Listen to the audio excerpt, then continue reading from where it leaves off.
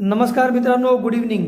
जर तुम्ही ITC या कंपनीचे शेअर खरेदी करून होल्ड केलेले आहेत किंवा ITCचे शेअर्स खरेदी करायचा विचार करताय तर थांबा, ही महत्त्वाची न्यूज तुमच्यासाठी. शेवटपर्यंत बघा, सगळं सांगतो. ITCचा शेअर आज जवळजवळ 10% कोसळला आहे.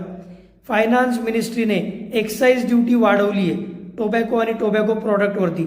त्याचा परिणाम आज शेअर कोसळला. ऑलरेडी जे इन्व्हेस्टर होते ते रडतायत. नवीन कोणी फसू नये त्यासाठी हा व्हिडिओ. फसू नये म्हणजे अडकू नये.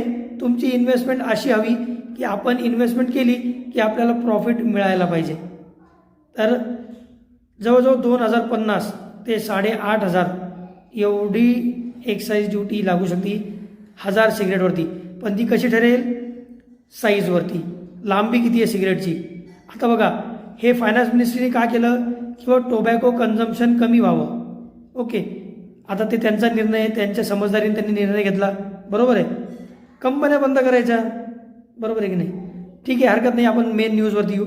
तर बघा, रेव्हेन्यू कमी होईल, कन्झम्पशन कमी झालं, रेव्हेन्यू कमी होईल, प्रॉफिट कमी होईल. प्रॉफिट कमी होईल तर ऑब्वियस आहे शेअरचा भाव खाली येईल. कारण प्रॉफिट नाही तर इन्व्हेस्टर नाही, बिझनेसच नाही आहे तर प्रॉफिट कुठनं होणार? अशा स्टॉकमध्ये कोण थांबणार? तर ही होती महत्त्वाची न्यूज.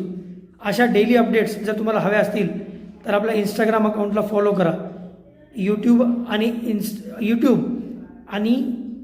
फ्री टेलिग्राम चॅनलची लिंक जी आहे ती बायोमध्ये जॉईन करा. धन्यवाद मित्रांनो. जय हिंद, जय महाराष्ट्र.